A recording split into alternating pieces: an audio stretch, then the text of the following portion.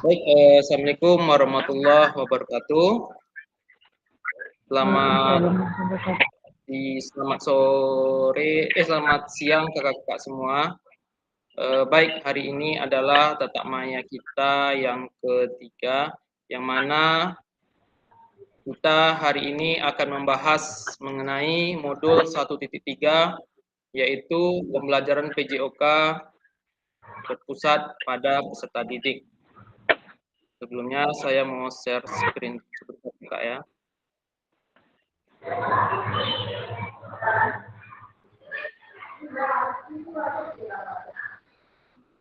Oke, ini modul kita yang akan kita bahas pada siang hari ini kakak-kakak.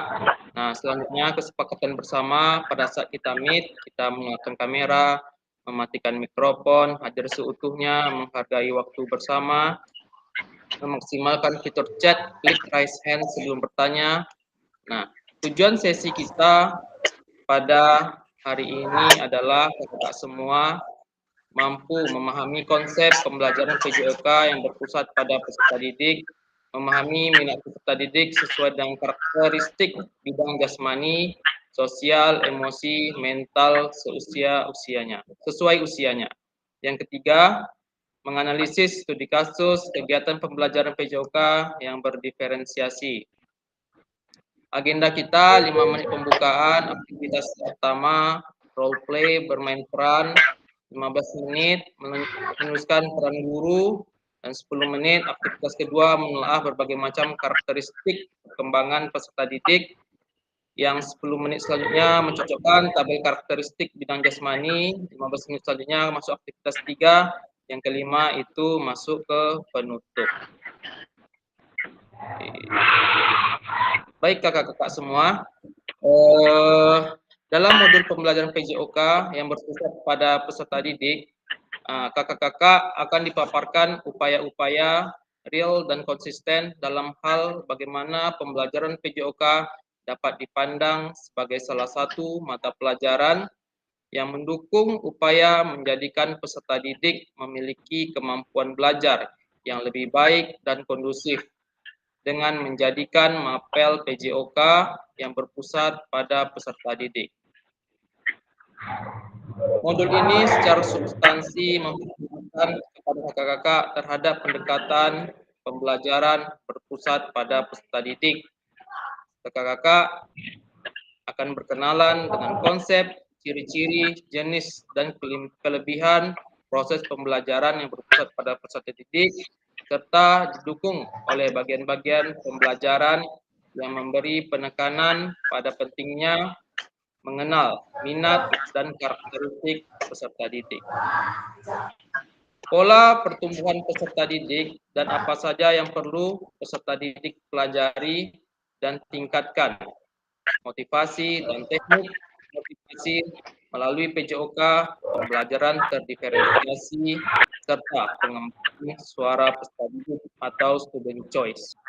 Itu semua merupakan sebuah upaya untuk membekali kakak semua dengan perangkat kompetensi yang diperlukan dalam mengajar dan memperlakukan peserta didik secara edukatif, yaitu yang menjunjung tinggi penghargaan kepada eksistensi peserta didik. Student voice dan pembelajaran terdiferensiasi merupakan ciri unik dari kurikulum Merdeka secara keseluruhan.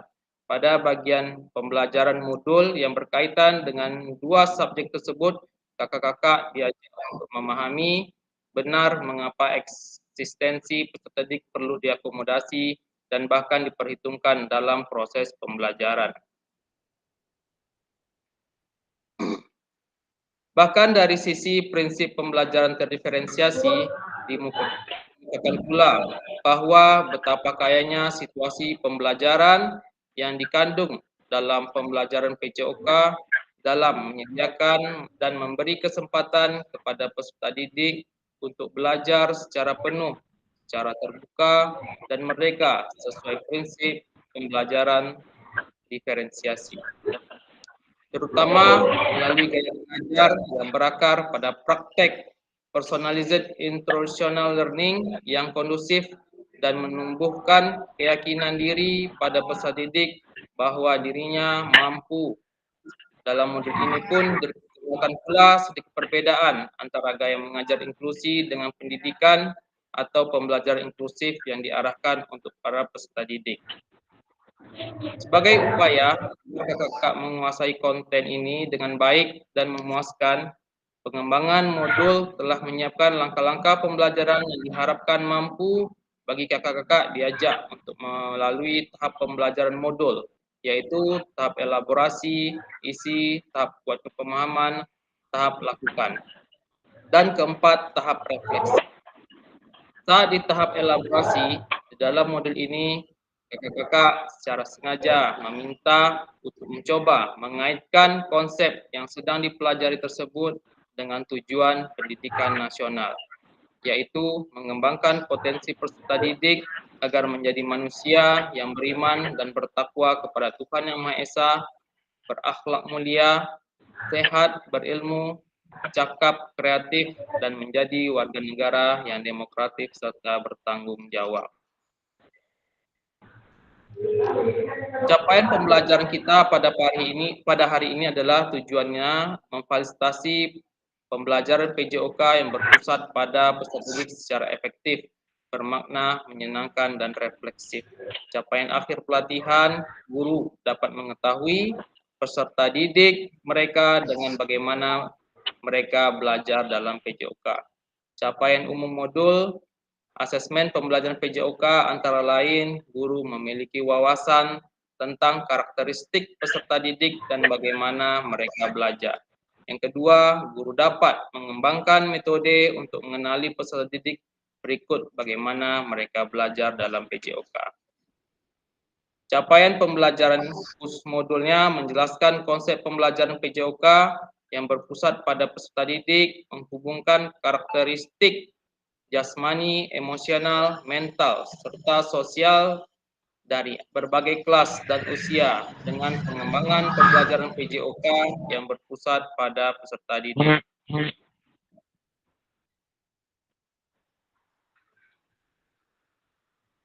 Yang selanjutnya, mengintegrasikan dalam pembelajaran PJOK.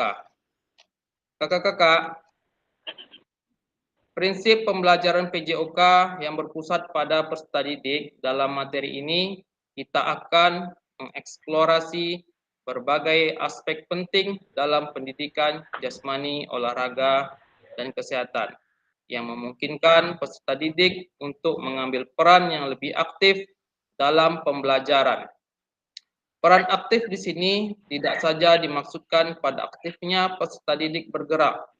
Lebih dari itu, peserta didik dapat terlibat dalam pembelajaran mulai dari perencanaan, pelaksanaan, bahkan evaluasinya. Melalui upaya pembelajaran yang berpusat pada peserta didik, diharapkan mampu mengembangkan potensinya secara optimal, baik secara kognitif, afektif, maupun psikomotor. Hal tersebut dipandang penting karena selama ini baik iklim maupun tuntutan kurikulum modern telah menyepakati secara lugas bahwa peserta didik harus merasa terlibat dalam pembelajaran, di mana salah satu syaratnya adalah bahwa pembelajaran yang dilakukan memberi kesempatan kepada peserta didik untuk bertanggung jawab atas proses dan hasil belajarnya.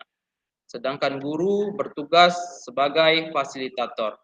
Sebagai guru PJOK, barangkali kakak-kakak sadar bahwa selama ini pelajaran PJOK lebih banyak diajarkan dengan format dan pendekatan yang berpusat pada guru. Artinya, seluruh aksi pembelajaran umumnya menempatkan peserta didik sebagai objek, sedangkan semua keputusan akademik dalam pembelajaran PJOK selalu ditetapkan oleh guru. Barangkali ini pula yang menyebabkan diklaim oleh para ahli bahwa pendidikan, bahwa pelajaran, proses pembelajarannya belum memberi kesempatan kepada peserta didik untuk merasa terlibat atau bahkan turut bertanggung jawab dalam menciptakan suasana belajar yang membuat peserta didik merasa diberdayakan. Pada titik ini, kita barangkali harus berani mengakui bahwa pelajaran PJOK malah masih layak disebut sebagai pelajaran yang otoriter, di mana kakak-kakak masih mengajar dengan gaya komando. Semua keputusan tentang apa yang harus dipelajari sudah ditetapkan oleh guru. Peserta didik harus berbaris, berapa saf, dan bagaimana baris tersebut dilakukan, semuanya juga ditetapkan oleh guru. Itulah gambaran umum yang masih terjadi di lapangan. Kakak-kakak akan diajak untuk berefleksi dan melihat kembali cara kakak-kakak mengajar PJOK. Sudahkah kita sadar mengetahui bahwa cara kita mengajar PJOK dari sisi gaya dan pendekatan mengajar masih menerapkan gaya dan tradisi lama, yaitu mengajar PJOK seolah anak-anak adalah anggota militer di mana peserta didik harus berbaris rapi, semua gerakan peserta didik harus sesuai perintah atau komando guru. Gerakannya harus seragam, serentak, bersamaan, dan suara guru juga seolah harus keras dan tegas, atau lebih banyak suara fluid sebagai perintah gerak dari suara guru tersebut. Setiap kesalahan aturan ditebus dengan melakukan hukuman push up atau sit up atau lari jauh. Wajib lari keliling lapangan di tengah terik matahari dengan guyuran cemoohan atau ejekan teman sekelas.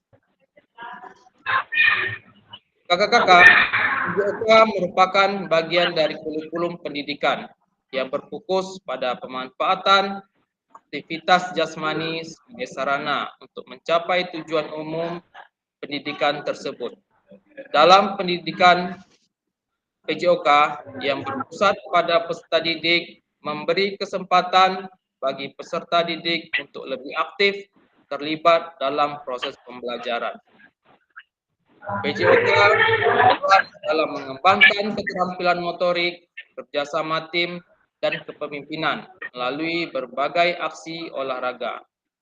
Selain itu, kita juga akan membahas pentingnya pemahaman strategi pembelajaran yang mengakomodasikan berbagai perbedaan peserta didik secara fisik, emosional, mental, bahkan moral. Dengan pendekatan yang berpusat pada peserta didik, materi ini diharapkan dapat memberikan pengalaman pembelajaran yang bermakna dan mendorong setiap peserta didik untuk mengembangkan potensi mereka dalam bidang pendidikan jasmani, olahraga, kesehatan melalui peningkatan pembelajaran berdiferensiasi. Baik, kakak-kakak, sebelum lanjut, saya akan melakukan role play.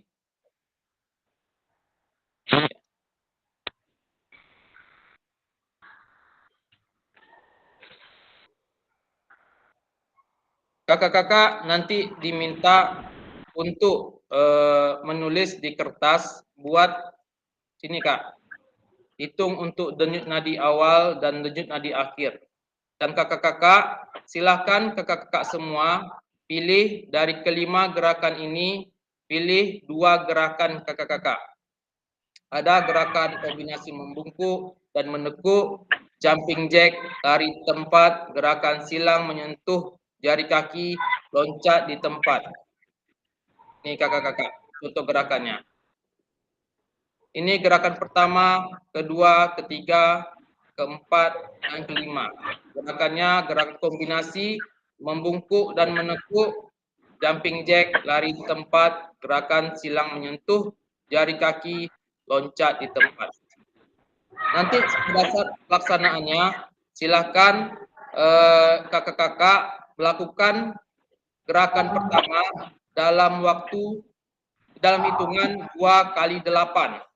Setelah itu istirahat selama 10 detik, setelah itu lanjut ke gerakan kedua. Hitung denyut nadi awalnya dulu kakak-kakak ya. Baik kakak-kakak, saya akan menghitung waktunya. Silahkan kakak-kakak hitung denyut nadi istirahatnya. Hitungannya 1 menit ya kakak-kakak. Silakan dimulai.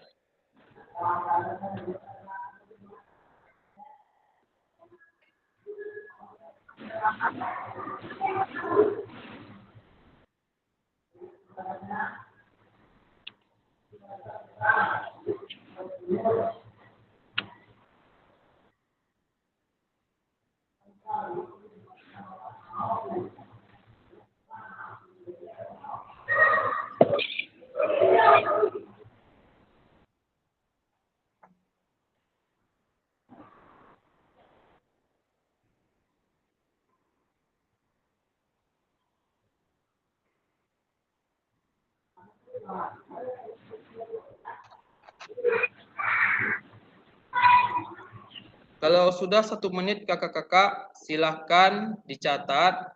Nanti setelah itu silahkan kakak-kakak pilih 2 gerakan yang dalam slide PowerPoint-nya. Hitungannya 2 kali 8.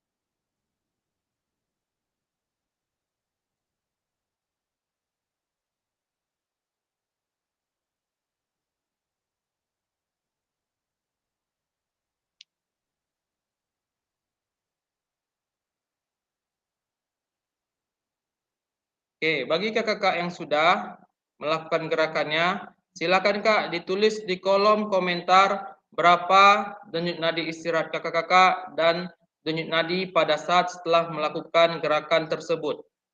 Silakan kakak-kakak.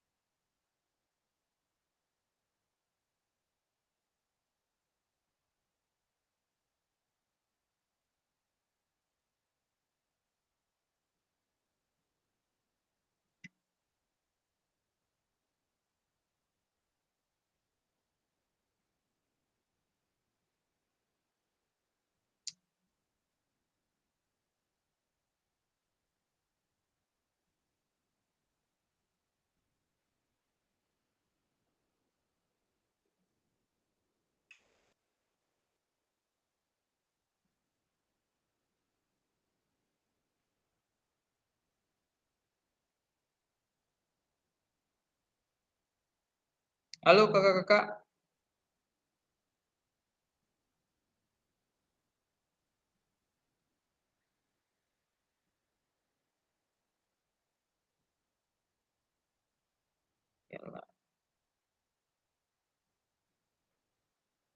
Oke, baik kakak-kakak, kita lanjutkan.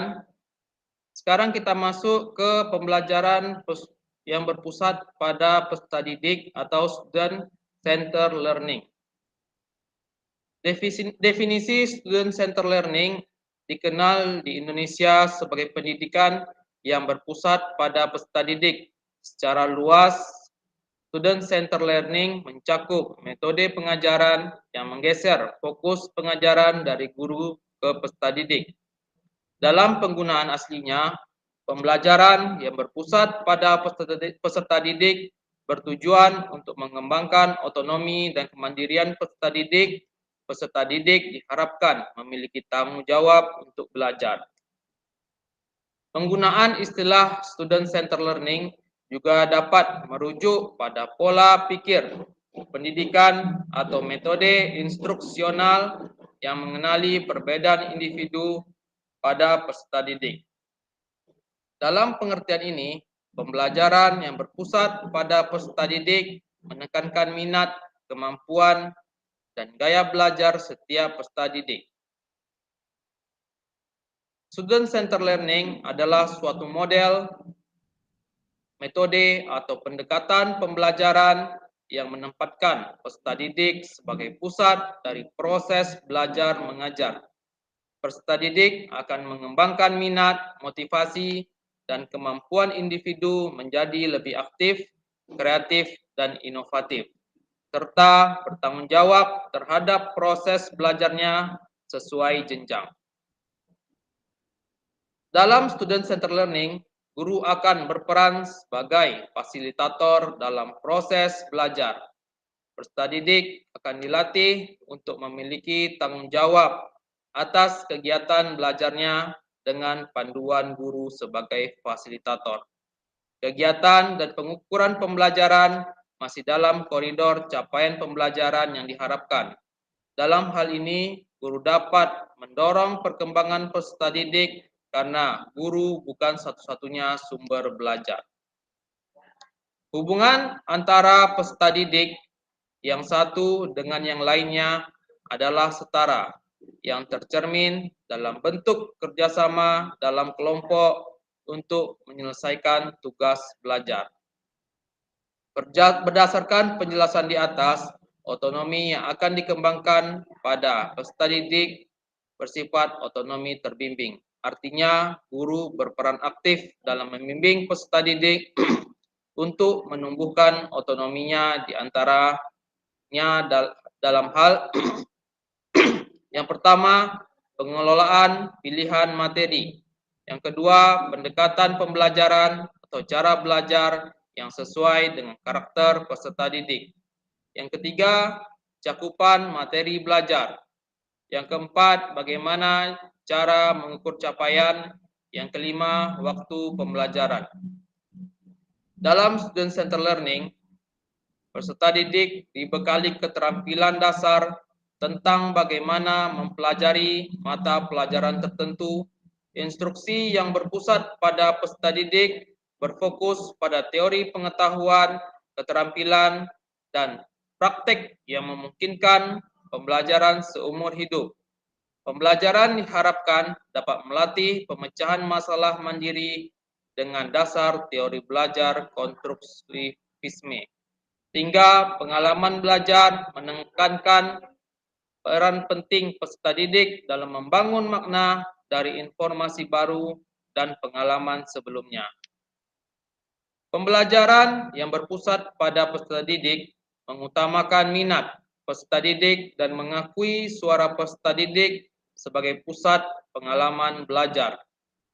Dalam ruang belajar yang berpusat pada peserta didik, mereka memilih apa yang akan mereka pelajari, bagaimana mereka akan mempercepat pembelajaran mereka, dan bagaimana mereka akan menilai pembelajaran mereka sendiri dengan memainkan peran sebagai fasilitator kelas.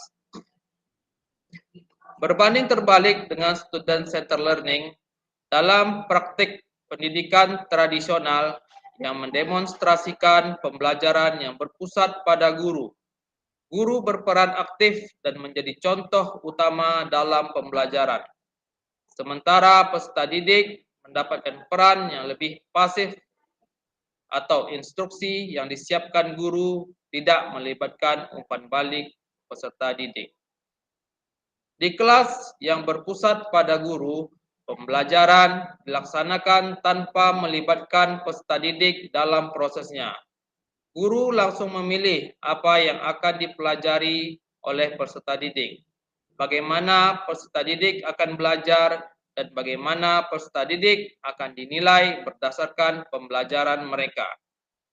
Ciri-ciri pembelajaran student center learning.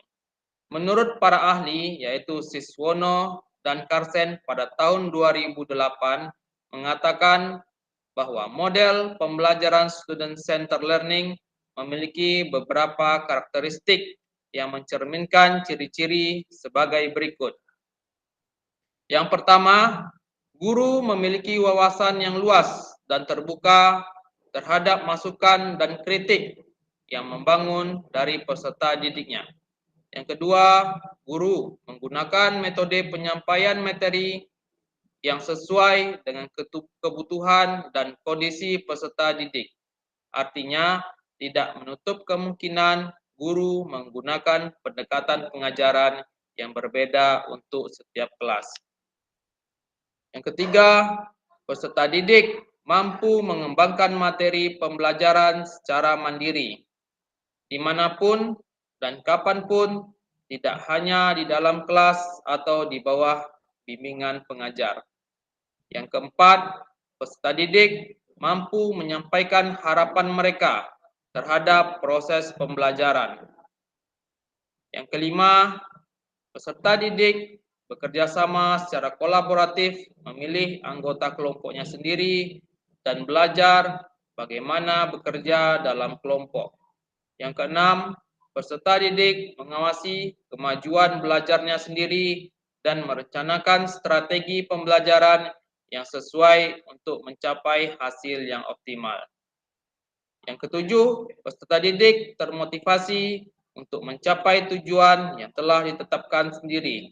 Yang kedelapan, materi pembelajaran berfungsi sebagai panduan, bukan batasan yang memungkinkan pengajar dan peserta didik untuk berkreasi dalam mengembangkannya secara berkelanjutan. Yang kesembilan, pembelajaran adalah proses aktif dalam mencari pengetahuan atau merumuskan ilmu, bukan sekedar mengambil pengetahuan. Selanjutnya, jenis-jenis pembelajaran student center learning. Bentar, Kakak ya.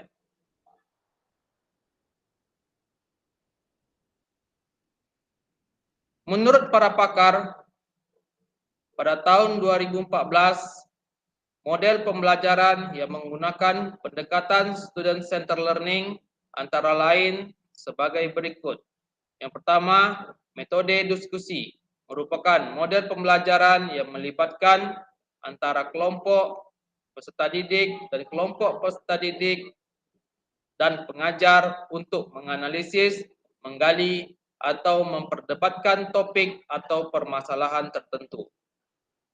Yang kedua, role play dan simulation. Metode ini berbentuk interaksi antara dua atau lebih peserta didik tentang suatu topik atau kegiatan ya, dengan menampilkan simbol-simbol atau peralatan yang mengganti proses kejadian atau sistem yang sebenarnya. Jadi dengan model ini, peserta didik mempelajari sesuatu dengan menggunakan model. Selanjutnya, discovery learning. Metode ini berbentuk pemberian tugas belajar atau penelitian kepada peserta didik dengan tujuan supaya peserta didik dapat mencari sendiri jawabannya tanpa bantuan pengajar. Yang keempat, self-direct learning. Metode ini berbentuk pemberian tugas belajar kepada peserta didik dan membebaskan peserta didik untuk bertanggung jawab terhadap pelajarannya dengan atau tanpa orang lain yang meliputi aspek kesadaran, strategi belajar, kegiatan belajar, evaluasi, dan keterampilan interpersonal. Selanjutnya, model pelajaran kooperatif, yang mana pada kegiatan pembelajaran ini dengan cara berkelompok untuk bekerjasama saling membantu dengan membangun konsep menyelesaikan persoalan. Yang selanjutnya adalah pembelajaran kontekstual, yang mana pembelajaran yang dimulai dengan sajian atau tanya jawab yang terkait dengan dunia nyata kehidupan peserta didik, sehingga akan terasa manfaat dari materi yang akan disajikan. motivasi belajar muncul di dunia pikiran peserta didik menjadi konkret dan suasana menjadi lebih kondusif, nyaman, dan menyenangkan. Yang selanjutnya, problem based learning, yang mana model pembelajaran ini melatih dan mengembangkan kemampuan untuk menyelesaikan masalah yang berorientasi pada masalah otentik dari kehidupan aktual peserta didik untuk merangsang kemampuan berpikir tingkat tinggi. Kondisi yang tetap harus dipelihara adalah suasana yang kondusif, terbuka, negosiasi, demokratis, suasana yang nyaman dan menyenangkan agar peserta didik dapat berpikir secara optimal. Yang selanjutnya adalah collaborative learning, yang mana model ini memungkinkan peserta didik untuk mencari dan menemukan jawaban sebanyak mungkin, saling berinteraksi untuk menggali semua kemungkinan yang ada. Yang kesembilan, project based learning. Metode pembelajaran ini adalah memberikan tugas proyek yang harus diselesaikan oleh peserta didik dengan mencari sumber pustaka sendiri. Selanjutnya, peran guru dan peserta didik dalam pembelajaran. Kakak-kakak, peran kita sebagai guru, sebagai pemimpin dalam kelas, yang pertama, bertindak sebagai fasilitator dalam proses pembelajaran, mengkaji kompetensi mata pelajaran yang harus dikuasai peserta didik pada akhir pembelajaran, merancang strategi dan lingkungan pembelajaran yang dapat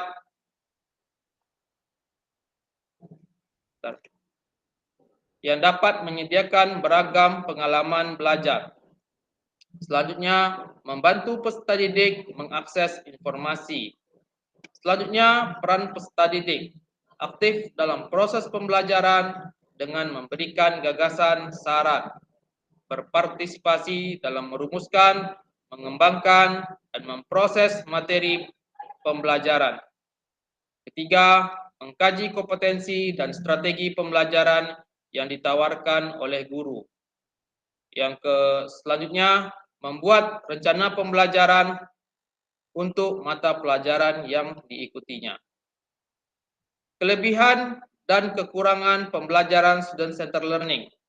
Dalam pembelajaran student-centered learning yang diaplikasikan dengan benar dapat meningkatkan motivasi untuk belajar, pengetahuan tersimpan lebih lama, pemahaman yang lebih mendalam, dan lebih banyak sikap positif terhadap subjek yang diajarkan. Pendekatan pembelajaran student-centered learning juga diharapkan dapat mengembangkan kualitas sumber daya manusia yang dibutuhkan masyarakat, seperti kreativitas, kepemimpinan, rasa percaya diri, kemandirian, kedisiplinan, kekritisan dalam berpikir, kemampuan berkomunikasi dan bekerja dalam tim, keahlian teknis, serta wawasan global untuk dapat selalu beradaptasi terhadap perubahan dan perkembangan. Namun setiap model pembelajaran biasanya memiliki kelebihan dan kekurangan masing-masing. Begitu juga dengan model pembelajaran student-centered learning yang memiliki kelebihan dan keunggulan. Yang pertama, kelebihannya melatih berpikir kritis peserta didik dalam proses pembelajaran. Yang kedua, pengalaman belajar lebih bermakna karena pengetahuan didapat melalui proses discovery. Yang ketiga, tiap pembelajaran dan evaluasinya mempertimbangkan karakteristik, minat, kebutuhan, dan latar belakang peserta didik. Sedangkan kekurangannya lebih menantang jika diimplementasikan dalam kelas, membutuhkan proses pembiasaan dan dampingan yang akan memakan waktu yang lama. Bagi guru yang belum terbiasa mendengarkan suara peserta didik, butuh kesabaran dan proses belajar yang konsisten. Oke, baik kakak-kakak.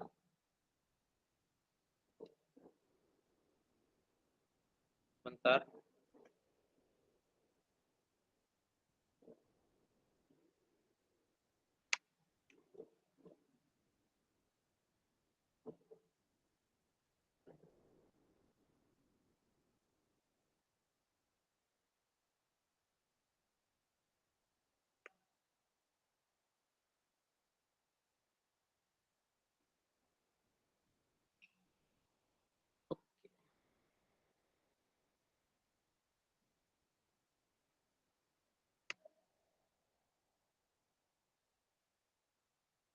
Oke, baik Kakak-kakak, saya akan share sebuah pertanyaan. Silakan Kakak-kakak jawab di kolom komentar.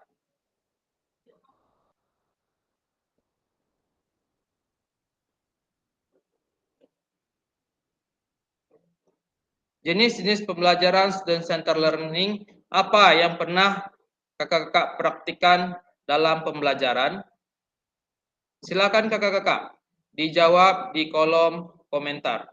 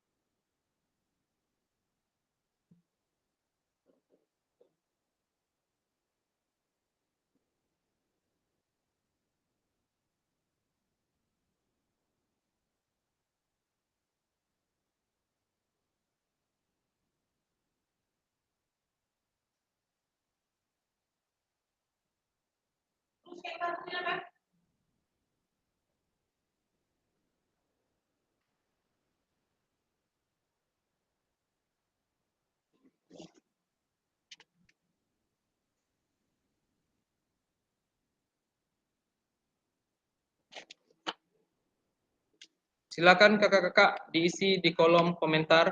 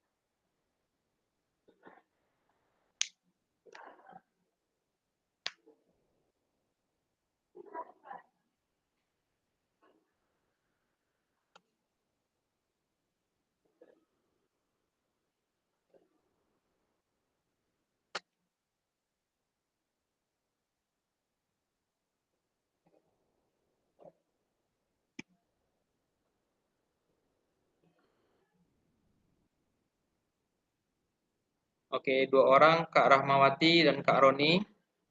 Silakan Kakak-kakak yang lain.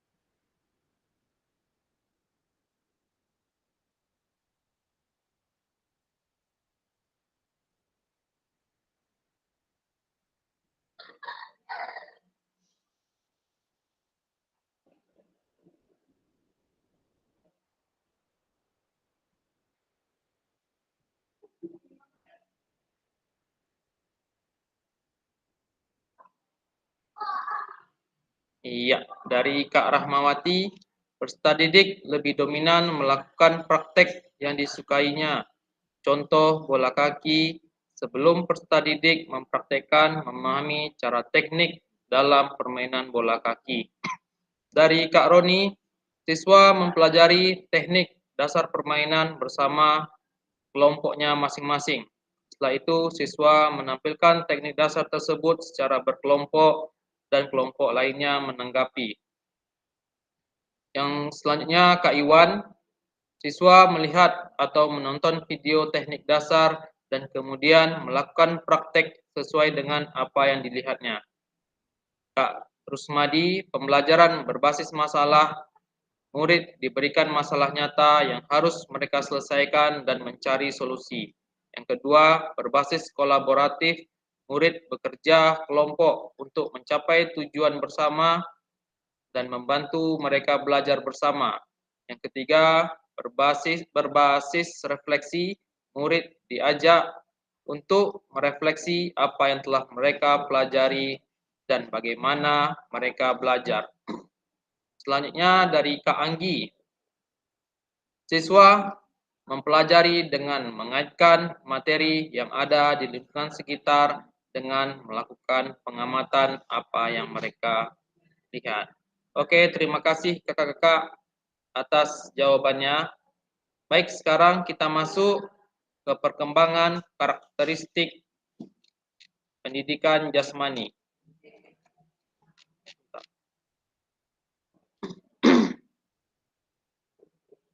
Seiring bertambahnya usia, seorang anak menunjukkan karakteristik fisik, sosial, emosional, dan mental yang berkembang. Seperti yang telah dibahas dalam pembelajaran student-centered learning yang mengisyaratkan guru hendaknya mempertimbangkan karakteristik peserta didik dalam menyusun program pembelajaran yang berpusat pada peserta didik.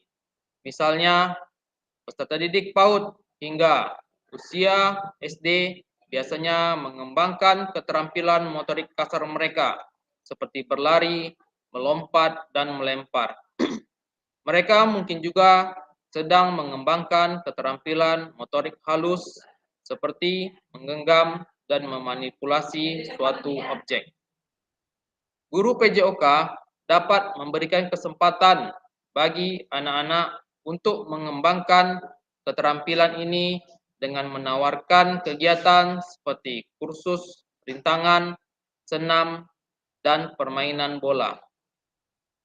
Peserta didik mengembangkan keterampilan kerjasama seiring bertambahnya usia. Dalam hal kerjasama, kemampuan mereka untuk bersaing akan muncul, kemudian mereka akan mulai memahami tentang aturan permainan.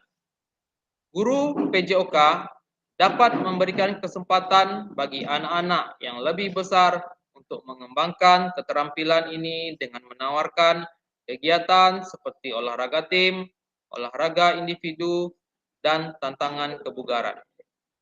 Guru PJOK perlu menyadari berbagai tahap perkembangan karakteristik sehingga mereka dapat merancang kegiatan yang sesuai dengan usia dan kemampuan mereka. Ini akan membantu peserta didik untuk mengembangkan keterampilan fisik, sosial, emosional, dan mental mereka di lingkungan yang aman dan menyenangkan. Dalam pembelajaran kedua ini, kakak-kakak akan minat peserta didik berdasarkan karakteristik perkembangan sesuai tahapan, serta bagaimana merencanakan pembelajaran PJOK yang efektif berdasarkan pemahaman tersebut. Kakak-kakak akan memahami berbagai macam karakteristik peserta didik yang meliputi pertumbuhan dan perkembangan tubuh serta keterampilan motorik kasar dan halus mereka. Karakteristik sosial peserta didik yang meliputi kemampuan untuk berinteraksi dengan orang lain, membentuk hubungan, dan bekerja sama. Yang ketiga, karakteristik emosional peserta didik yang meliputi kemampuan anak untuk memahami dan mengelola emosi mereka. Yang keempat, karakteristik mental peserta didik yang meliputi kemampuan anak untuk belajar, berpikir, dan memecahkan masalah. Dalam memahami minat dan karakteristik peserta didik, kakak-kakak guru PJOK diharapkan dapat menciptakan pengalaman belajar yang menarik, relevan, dan membantu peserta didik mengembangkan potensi mereka secara optimal dalam bidang PJOK. Kakak-kakak juga akan diajak untuk memahami kembali dan mempertimbangkan berbagai karakteristik peserta didik untuk merancang bahan ajar, materi pembelajaran, cara pengajaran, dan evaluasinya sesuai dengan perkembangan karakteristik jasmani, emosional, mental, sosial peserta didik. Peserta didik di sekolah berkembang pada tingkat yang berbeda-beda.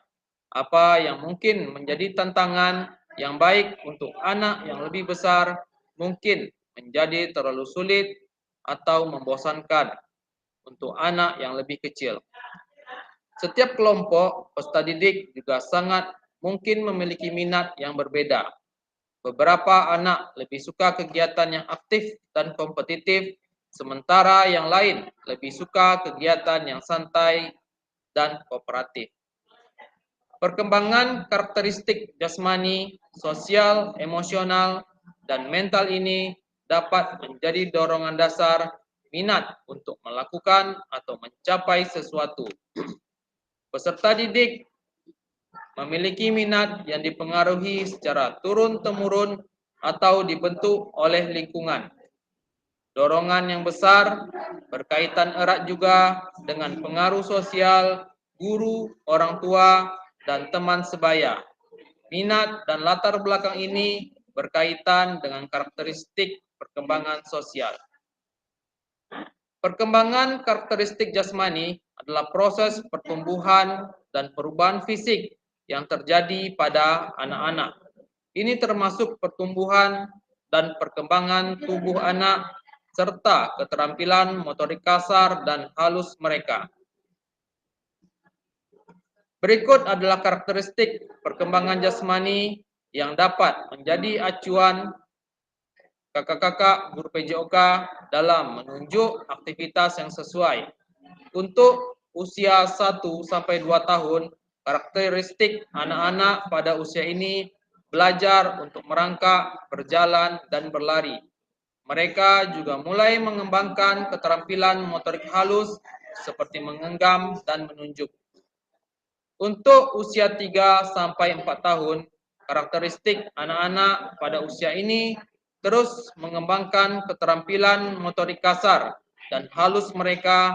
Mereka juga mulai melompat, menendang, dan melempar.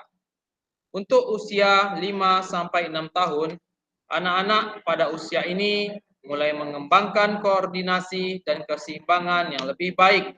Mereka juga mulai berpartisipasi dalam olahraga dan kegiatan fisik lainnya. Untuk usia 7 sampai 11 tahun, karakteristik anak-anak pada usia ini terus mengembangkan keterampilan motorik mereka. Mereka juga mulai lebih aktif dan kompetitif. Untuk usia 12 sampai 18 tahun, karakteristik anak-anak pada usia ini mengalami pertumbuhan dan perkembangan fisik yang pesat. Mereka juga mulai mengembangkan minat dalam olahraga dan kegiatan fisik lainnya. Berikut beberapa tips tambahan untuk kakak-kakak guru PJOK dalam merancang aktivitas yang sesuai dengan perkembangan fisik anak. Anak-anak perlu berpartisipasi dalam berbagai aktivitas untuk mengembangkan keterampilan fisik mereka. Ini termasuk aktivitas yang melibatkan kelompok otot yang berbeda, jenis gerakan yang berbeda, dan tingkat tantangan yang berbeda. Yang kedua, buat mereka menyenangkan, yang mana anak-anak cenderung lebih berpartisipasi dalam aktivitas yang mereka nikmati. Pastikan aktivitas yang Anda pilih menyenangkan dan menarik bagi anak-anak. Yang ketiga, berikan dukungan positif. Anak-anak belajar lebih baik saat mereka didukung dan diberi semangat. Bersikaplah positif dan antusias terhadap aktivitas yang Anda pimpin. Yang kelima, adaptasi aktivitas jika diperlukan. Tidak semua anak akan dapat berpartisipasi dalam semua aktivitas dengan cara yang sama. Siapkan diri untuk mengadaptasi aktivitas sesuai kebutuhan untuk memenuhi kebutuhan semua anak. Yang kedua, perkembangan karakteristik sosial. Perkembangan karakteristik sosial seorang peserta didik terjadi secara bertahap dari waktu ke waktu. Peserta didik belajar keterampilan sosial yang berbeda-beda di usia yang berbeda. Dan keterampilan mereka akan terus berkembang seiring bertambahnya usia dan pengalaman mereka.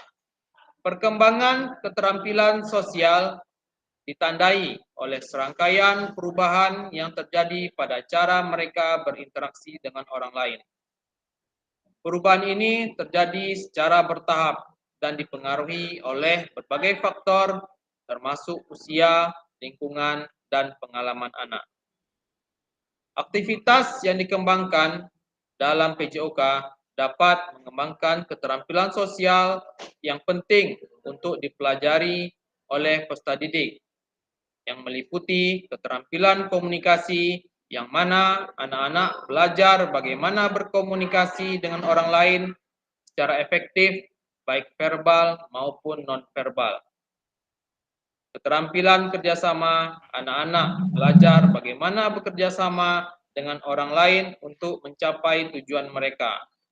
Ketiga, keterampilan pemecahan masalah, anak-anak belajar bagaimana menyelesaikan konflik dan masalah secara damai. Yang keempat, keterampilan empati. Anak-anak belajar bagaimana memahami dan berempati dengan perasaan orang lain. Dalam lingkungan sekolah, peserta didik yang belajar di sekolah yang mendukung cenderung memiliki keterampilan sosial lebih baik. Peserta didik juga dapat belajar banyak keterampilan sosial dari teman sebaya mereka, termasuk ketika melakukan kegiatan fisik dalam PJOK. Bagaimana kita sebagai seorang guru PJOK menciptakan lingkungan yang aman dan suportif agar peserta didik mengembangkan keterampilan sosial mereka. Adapun langkah-langkah yang bisa kakak lakukan, yang pertama, tetapkan aturan yang jelas dan tegas yang mana peserta didik perlu tahu apa yang diharapkan dari mereka dalam hal perilaku sosial. Yang kedua, hindari membanding-bandingkan peserta didik, membandingkan satu sama lain dapat membuat mereka merasa tidak aman dan tidak dihargai. Yang ketiga, perhatikan peserta didik secara individual untuk memastikan mereka semua merasa dihargai dan diberdayakan. Berikan apresiasi ketika peserta didik menunjukkan perilaku positif. Ujian dapat membantu peserta didik merasa dihargai dan termotivasi untuk terus mengembangkan keterampilan sosial mereka. Yang kelima, gunakan pembelajaran yang kooperatif untuk melatih kerjasama dan penyelesaian masalah sesuai karakteristik masing-masing usia perkembangan. Yang keenam, guru PJOK juga membutuhkan kesabaran tinggi, mengembangkan keterampilan sosial membutuhkan waktu. Tidak perlu langsung menyerah ketika menemukan peserta didik yang masih egois mengambil alih permainan berkelompok. Kadang mereka butuh bantuan guru untuk mengingatkan dan bersabar. Yang selanjutnya, guru PJOK hendaknya konsisten. Targetkan perubahan perilaku yang diinginkan. Catat proses keterampilan sosial yang ditunjukkan peserta didik dari waktu ke waktu. Tujuannya agar perubahan kecil tetap dapat kakak-kakak lihat dan dapat mengapresiasi diri sendiri dan peserta didik.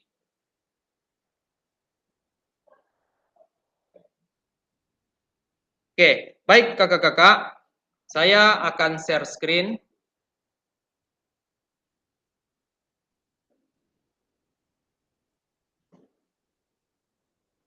Oke, silakan kakak-kakak jawab pertanyaan yang ada di slide di kolom komentar. Yang pertama, apa pentingnya guru mengetahui peserta didik? Yang kedua, bagaimana cara mengakomodasi berbagai karakteristik dan minat peserta didik dalam pembelajaran? Silakan kakak-kakak.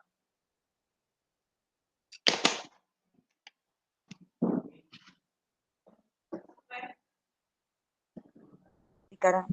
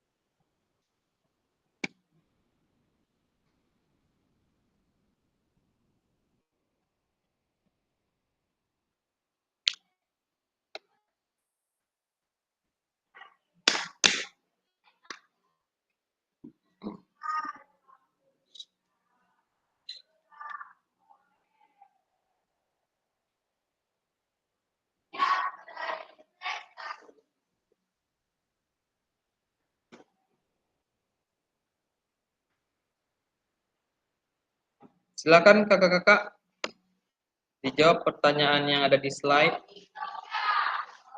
Baru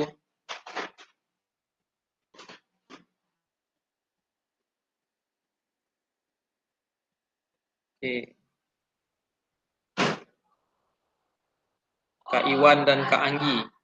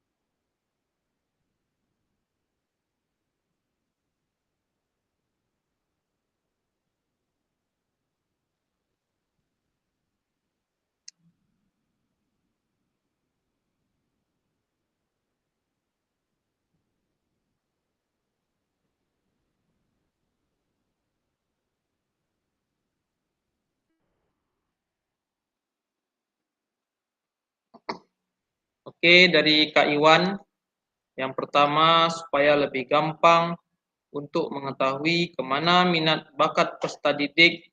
Yang kedua, caranya dengan membuat kelompok kecil dan membagikan materi sesuai dengan kebutuhan peserta didik. Dari Kak Anggi, sangat penting karena dapat memberikan dampak positif ke peserta didik terhadap proses pembelajaran sehingga tercipta pembelajaran yang menyenangkan. Dari Kak Afnila, karena dengan mengetahui karakter peserta didik, guru dapat menyampaikan pembelajaran sesuai dengan kemampuan dan batas usia anak. Dan guru membuat suatu kelompok dan membagikan materi sesuai kebutuhan yang berbeda-beda. Dari Kak Darwis, mengetahui karakter peserta didik adalah kunci keberhasilan dalam proses pembelajaran.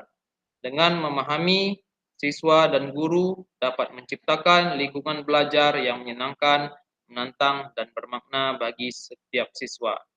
Dari Kak Habibi, memudahkan tugas guru di kelas, memahami karakteristik siswa dapat memudahkan guru dalam melakukan tugasnya di kelas.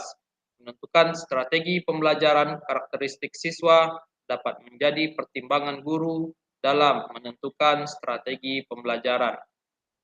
Dari Kak Anggi, yang keduanya menciptakan lingkungan belajar yang inklusif, memberikan dukungan semangat agar siswa merasa pembelajaran sangat menyenangkan. Dari Kak Roni, supaya guru dapat mengenali siswanya. Yang kedua, memberikan ruang dan kesempatan siswa berkembang sesuai dengan karakter dan minatnya masing-masing. Dari Kak Rahmawati, perlu karena setiap anak didik mempunyai kemampuan yang berbeda, jadi setiap peserta didik bisa menunjukkan bakat terutama di bidang olahraga. Yang kedua, membentuk suatu kelompok dalam permainan yang diminati peserta didik yang didampingi guru.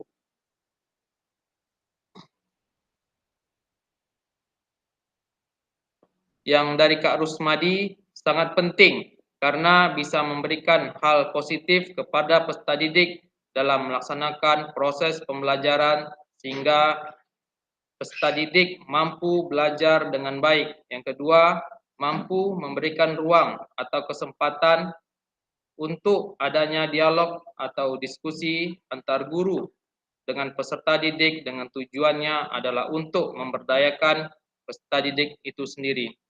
Nah, kakak-kakak,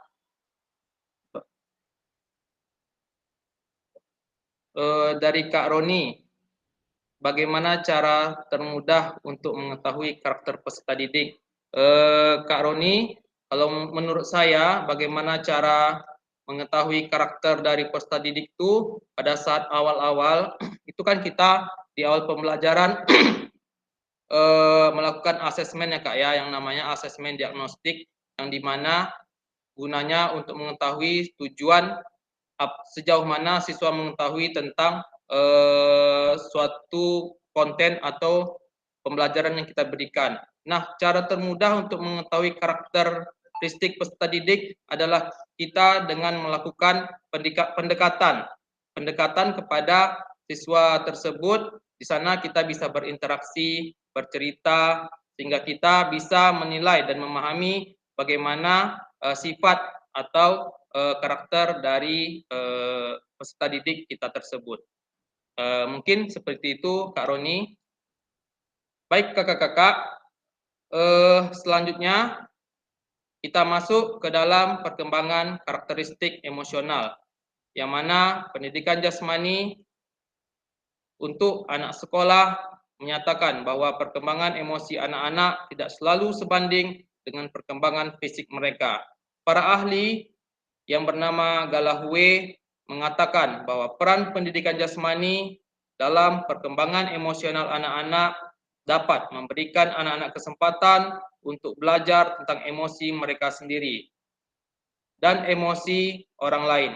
Dia juga percaya bahwa pendidikan jasmani dapat membantu anak-anak mengembangkan keterampilan sosial dan emosional yang penting untuk dapat bertahan di sekolah dan dalam kehidupan. Beberapa sudah mampu mengapresiasikan emosi kompleks seperti cinta dan empati pada usia dini, sementara yang lain tidak mampu melakukannya hingga dewasa. Kakak-kakak, apa kaitan antara PJOK dan emosi peserta didik? Jawabannya dapat dicari dari fenomena atlet yang terkadang mengekspresikan kegagalan atau kekalahan melalui aksi yang kurang tepat, misalnya marah, adu jotos dengan lawan main. Tidak hanya di lapangan, manajemen diri dalam keseharian juga dapat dikembangkan melalui kegiatan PJOK. Untuk melatih emosi peserta didik sesuai dengan perkembangan karakteristik emosional, guru PJOK dapat membantu karakteristik mengelola emosi mereka dengan cara sebagai berikut. Yang pertama, menciptakan lingkungan yang aman dan mendukung peserta didik perlu merasa aman dan didukung untuk dapat mengelola emosi mereka dengan cara yang sehat. Guru pendidikan jasmani dapat menciptakan lingkungan yang aman dan mendukung dengan menetapkan aturan dan harapan yang jelas, bersikap adil dan konsisten, serta memberikan penguatan positif. Membantu peserta didik mengembangkan kompetensi kesadaran diri untuk dapat mengelola emosi dengan cara yang sehat. Kesadaran diri merupakan salah satu kompetensi sosial emosional yang juga dijelaskan secara detail dalam modul ini. Guru dapat membantu peserta didik mengidentifikasi emosi, kemudian membantu mereka membuat koneksi antara emosi dan perilaku mereka.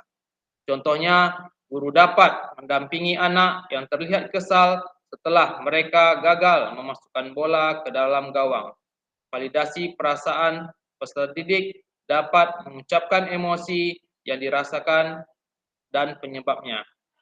Kemudian, pastikan peserta didik tahu bahwa emosi tersebut dialami oleh orang lain juga saat mengalami hal-hal serupa. Yang ketiga, mengajari anak-anak kompetensi manajemen diri. Guru pendidikan jasmani dapat mengajari anak-anak keterampilan mengelola emosi seperti pernapasan dalam teknik stop, menghitung sampai 10 dan istirahat yang dijelaskan dalam modul pembelajaran emosional. Mencontohkan manajemen diri dalam keseharian di sekolah, peserta didik belajar dan melihat orang dewasa dalam hidup mereka. Guru PJOK dapat mencontohkan manajemen diri yang sehat dengan terbuka tentang emosi mereka sendiri, mengelola emosi dengan cara yang tepat, dan memberikan teladan yang baik bagi anak-anak. Memberikan kesempatan baik anak-anak untuk mengapresiasikan emosi mereka dengan cara yang aman dan sehat. PJOK dapat memberikan kesempatan bagi peserta didik untuk mengekspresikan emosi mereka dengan cara yang aman dan sehat. Aktivitas fisik dapat membantu anak-anak melepaskan emosi yang tertekan agar merasa lebih baik tentang diri mereka sendiri. Guru PJOK dapat memberikan kesempatan bagi peserta didik untuk mengekspresikan emosi mereka melalui permainan, aktivitas, dan diskusi. Yang selanjutnya, perkembangan karakteristik mental. Perkembangan kognitif dan mental adalah konsep yang erat hubungannya dalam pertumbuhan dan proses pembelajaran yang dialami manusia. Kedua istilah ini mengacu pada proses di mana individu dan menyempurnakan kemampuan intelektual, keterampilan, pemecahan masalah, dan proses berpikir mereka. Pada dasarnya, pengembangan kognitif merupakan bagian dari pengembangan mental. Dalam banyak konteks, istilah perkembangan kognitif dan perkembangan mental sering digunakan secara bergantian. Namun, perkembangan kognitif sendiri merupakan bagian dari perkembangan mental. Hubungan keduanya bervariasi, tergantung pada kerangka teoritis yang dibahas. Pengembangan kognitif yang merujuk pada pertumbuhan dan penyempurnaan kemampuan intelektual dan proses berpikir. Sering menjadi aspek kunci dari apa yang telah dianggap dalam istilah yang lebih luas, yaitu pengembangan mental. Pembelajaran diferensiasi dalam PJOK, sebagai pendidik, kakak-kakak tentu menyadari bahwa setiap anak adalah unik dan memiliki kodratnya masing-masing, yang mencerminkan juga dalam berbagai karakteristik yang telah disampaikan dalam pembelajaran kedua. Tugas kita sebagai guru adalah menyediakan lingkungan belajar yang mungkin setiap anak untuk dapat tumbuh dan berkembang secara maksimal sesuai dengan kodratnya masing-masing. Dengan begitu, guru dapat berpartisipasi dalam memastikan bahwa dalam proses pembelajaran, anak-anak tersebut merasa aman dan bahagia. Setiap peserta didik yang duduk di kelas kita adalah individu yang unik, dan ini seharusnya menjadi dasar dari praktik pembelajaran yang kita lakukan di kelas dan di sekolah, serta menjadi kerangka acuan saat mengevaluasi praktik pembelajaran kita. Setiap peserta didik di kelas kakak-kakak mungkin memiliki karakteristik jasmani, sosial, emosional, dan mental yang berbeda-beda. Untuk mengakomodir kebutuhan peserta didik yang beragam berdasarkan karakteristiknya, salah satu strategi paling efektif yang dapat digunakan adalah pembelajaran berdiferensiasi. Setiap hari tanpa kita sadari, kakak-kakak dihadapkan dengan berbagai macam keberagaman. Di saat yang bersamaan, kakak-kakak harus melakukan banyak pekerjaan atau membuat keputusan dalam satu waktu. Kakak-kakak mungkin pernah berada dalam posisi membantu sebagian kecil peserta didik yang mengalami kesulitan dalam melakukan materi pembelajaran olahraga, contohnya lompat jauh. Di saat yang bersamaan, sebagian besar peserta didik lain dengan lancar menyelesaikannya. Akibatnya, kakak-kakak tidak bisa mengontrol aktivitas dari semua peserta didik. Seorang guru akan senantiasa menuntun berbagai karakter anak dengan berbagai cara, sehingga kemampuan untuk melakukan banyak tugas sekaligus ini secara natural sebenarnya dimiliki oleh guru. Kemampuan ini banyak yang tidak disadari oleh para guru karena begitu alaminya hal ini terjadi di kelas dan betapa terbiasanya guru menghadapi tantangan ini. Semua usaha tersebut tentunya dilakukan oleh guru dengan tujuan untuk memastikan setiap peserta didik yang ada di kelasnya untuk sukses dalam proses pembelajaran. Baik, kakak-kakak, saya akan share.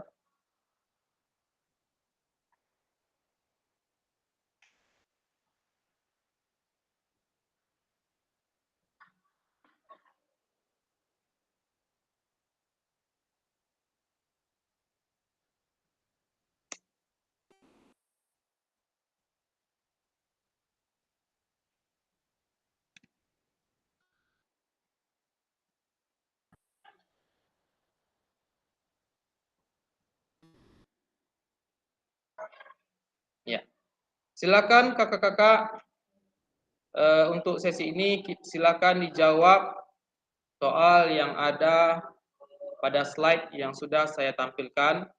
Silakan kakak-kakak untuk menjawabnya pada kolom komentar. Silakan kakak-kakak.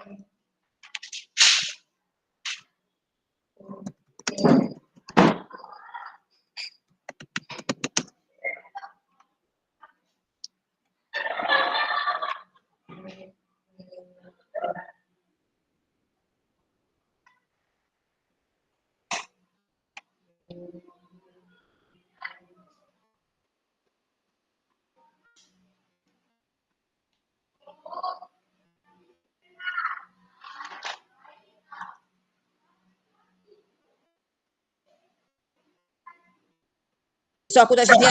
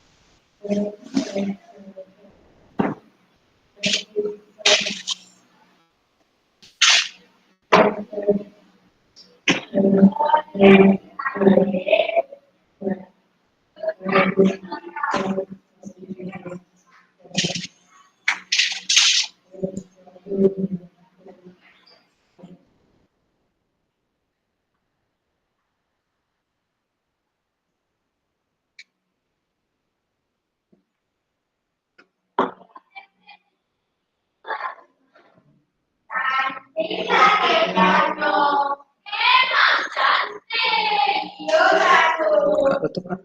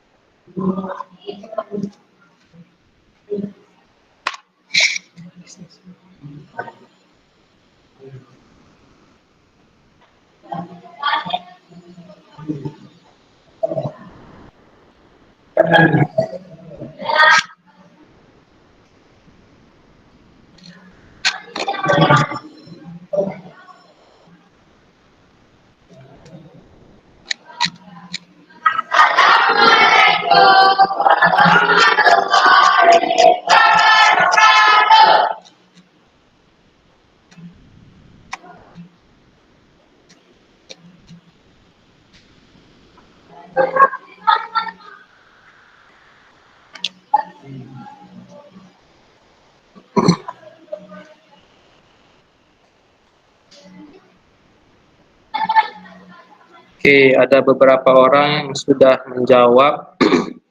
Ya, Kak. Oke, sama-sama Kak Ron. Pertama, Kak Rudi, tidak ada kendala. Pertanyaan keduanya, gagasan baru yang didapat, bagaimana anak berpusat pada kegiatan yang mereka sukai dan minati. Dari Kak Iwan, tantangan dalam pembelajaran diferensiasi adalah keterampilan manajemen kelas, yang mana kebutuhan peserta didik yang terbatas. Yang kedua, strateginya adalah membuat kelompok kecil dan memberikan materi yang ringan-ringan dahulu untuk membangkitkan minat mereka dalam pembelajaran PJOK. Dari Kak Afnila, tidak ada kendala, gagasan baru gimana supaya anak bisa fokus dan menyukai kegiatan yang guru berikan dalam proses belajar mengajar. Dari Kak Rahmawati, peserta didik lebih terampil dalam kegiatan prakteknya dengan peralatan yang seadanya, karena materi yang sesuai diberikan pada peserta didik memicu ketangkasan dan kebugaran. Dari Kak Dedi Riocha, kendala dalam waktu guru harus banyak meluangkan waktu untuk mengetahui minat dan bakat peserta didik. Dari Kak Anggi, ada misalnya pada penyesuaian kebutuhan kemampuan belajar siswa yang berbeda di setiap kelas, dari gaya belajar, pemahaman, dan minat yang berbeda-beda. Yang kedua, strategi berdiferensiasi ini membuat guru menjadi lebih kreatif dan belajar menjadi guru yang adil untuk peserta didik, tidak membeda-bedakan dan juga membebaskan peserta didik dalam mengeluarkan minat dan bakat yang mereka miliki. Dari Kak Rati Purnamasari, kendalanya biasanya di keterbatasan waktu yang menyebabkan guru harus lebih cermat menetapkan waktu dengan baik dalam penetapan. Dari Kak Darwis, sumber daya yang terbatas, terbatasnya peralatan olahraga yang memadai untuk mengakomodasikan berbagai kebutuhan siswa, ruang kelas yang sempit atau fasilitas olahraga yang kurang memadai, waktu terbatas, dan perbedaan individu yang sangat besar. Oke, baik kakak-kakak. Nah, kita sebagai guru PJOK harus sebagai pemimpin pembelajaran harus bisa bersikap kreatif dan inovatif. Bagaimana kita sebagai pemimpin pembelajaran, bagaimana kita sebagai pemimpin pembelajaran harus bisa untuk menyiapkan pembelajaran yang sesuai dengan kebutuhan peserta didik kita, bukan sesuai apa yang kita inginkan. Karena setiap anak memiliki perbedaan gaya belajar, perbedaan gaya belajar, dan juga bagaimana cara mendapatkan suatu hal apa yang membuat mereka menjadi lebih cepat paham. Nah, maka dari itu kita sebagai guru harus bisa bersikap membuat ide-ide yang kreatif dengan menerapkan berbagai metode-metode pembelajaran yang berdiferensiasi, seperti yang sudah dijelaskan tadi. Nah, disitulah kita dituntut untuk bisa menciptakan pembelajaran yang berdiferensiasi supaya tujuan pembelajaran yang ingin kita capai dapat tersampaikan kepada siswa kita semua. Baik kakak-kakak, mungkin hanya itu yang dapat saya sampaikan pada kesempatan sore hari ini. Ada yang mau ditanyakan kakak-kakak atau yang mau kita bahas mengenai pertanyaan seputar pembelajaran berdiferensiasi ini? Kalau ada kakak-kakak punya pertanyaan atau mau membantu untuk menjawabnya, dipersilakan.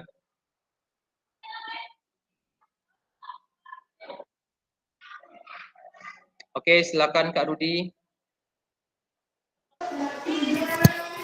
Baik, terima kasih fasilitator. Memang kita ketahui tentang pembelajaran berdiferensiasi ini sudah banyak dilakukan oleh bidang studi lain. Tetapi sampai ini kita tidak tahu. Terkadang kita tahu, tapi cara penerapan yang sebenarnya itu seperti apa pembelajaran diferensiasi ini.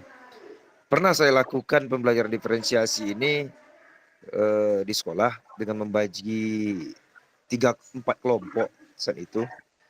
Tetapi terkendala saya saat itu ketika melakukan refleksi seusai pembelajaran itu. Kira-kira pertanyaan saya untuk Fasil, bagaimana penerapan pembelajaran diferensiasi itu terhadap pembelajaran PJOK yang baik dan benarnya? Nah, terima kasih Fasil. Mana tahu kita bisa sharing di sini kan? Terima kasih. Iya. Oke, baik Kak Rudi, terima kasih atas pertanyaannya. Saya mencoba menjawab, dan nanti bagi kakak-kakak yang bisa menjawab, mohon bantuannya juga kakak ya. Nah, Kak Rudi, biasanya dalam pembelajaran PJOK di sini kita sebagai guru, anak-anak tuh harus ikut apa keinginan kita, apa kemauan kita. apa target yang kita berikan, anak-anak itu harus mampu untuk mencapainya. Kan biasa seperti itu ya Kak Rudia.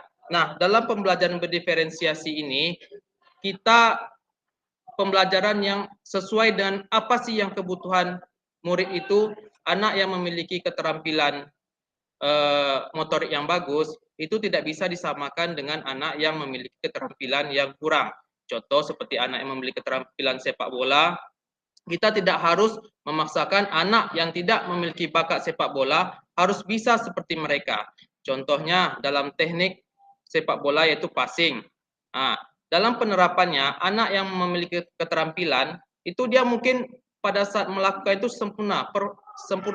Nah, sedangkan dengan anak-anak yang tidak memiliki kemampuan, contohnya pada saat melakukan passing kita arahkan ke sana, mungkin arah yang ditujunya belum pas. Maka dari itu kita sebagai guru berusaha untuk terus membimbing mereka dengan cara mengajari dengan tekniknya yang benar sesuai dengan tujuan pembelajaran kita. Contohnya passing kan kita suruh mereka melakukan.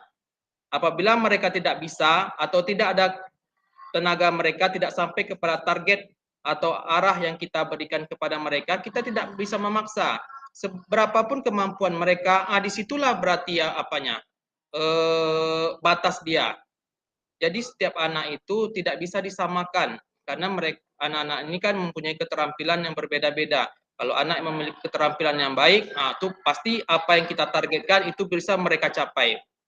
Sedangkan anak-anak yang tidak memiliki keterampilan yang baik, ya seberapa mereka sanggup saja, seberapa mereka bisa. Yang penting tujuan kita, teknik yang kita kasih tahu itu bisa mereka lakukan. Mengenai hasil akhir, itu tidak jadi permasalahan Kak. Mungkin seperti itu dari saya. Mungkin dari kakak-kakak yang lain. Baik Kak Riki.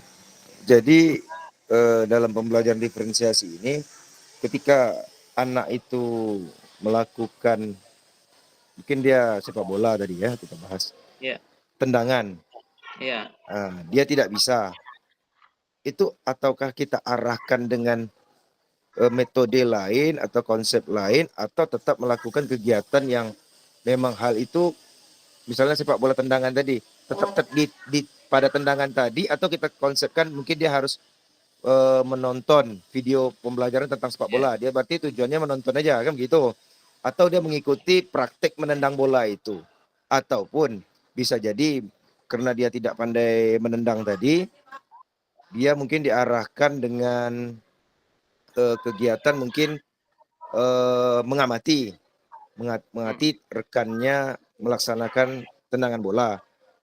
Yang mana kira-kira Pak Riki? Apakah dia mengikuti tendangan itu dengan hasil akhir mau dia bisa, mau dia tidak, ataupun dia diarahkan dengan kegiatan lain, entah itu menonton ataukah itu mengamati kawannya menendang, tetapi ketika hasil akhirnya mereka membuat, contohnya tadi menonton, berarti kan mereka membuat deskripsi hasil tontonan tendangan mereka. Seandainya dia menonton kawan dia menendang tadi, kan otomatis dia membuat konsep bahwa seperti inilah tendangan itu. Atau seperti mana bagusnya Pak Riki? Oke, terima kasih Kak. Nah, di situ dibutuhkan refleksi ya Kak Rudia, di mana pada saat pertemuan pertama misalkan misalkan kita merefleksikan mengenai di akhir pembelajaran, anak ini kenapa, penyebabnya apa, dia tidak bisa melakukan. Nah, di situ kita merefleksi apa sih kendalanya. Mungkin nanti pada saat pertemuan selanjutnya Kak Rudi bisa menerapkan variasi dengan metode pembelajaran yang lain supaya anak ini bisa mampu untuk memahami tujuan pembelajaran. Contohnya bisa dengan menerapkan metode tutor sebaya dengan temannya yang bisa tadi, sehingga temannya tadi itu mampu untuk menunjukkannya, atau dengan metode-metode pembelajaran yang lain. Ya mungkin seperti itu Kak. Berarti anak itu tetap mengikuti dengan pola tendangan itu tadi ya? Iya, tetapi hasil akhirnya bukan kalau sampai itu atau berarti, tidak sampainya berarti kan butuh pendekatan itu Pak. Iya, pendekatan. Berarti sama dengan sistem pembelajaran understanding by design ya?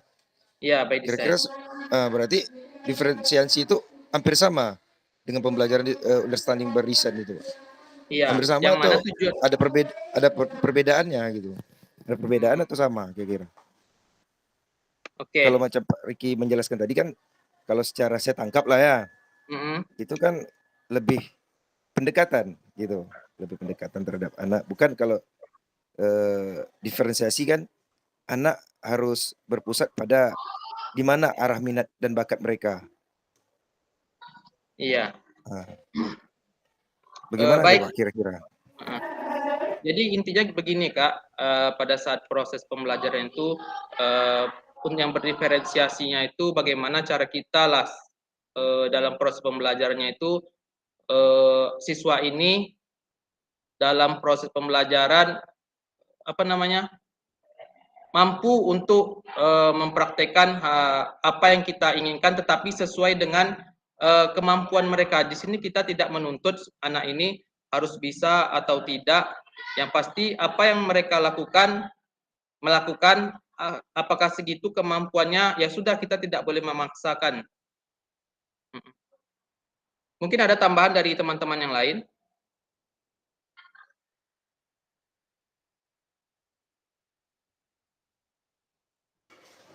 Oke Kak Riki, terima kasih hasil sharing. Mungkin yang lain mungkin ada yang mau bisa Ada menambahkan. tambahan yang lain Kak?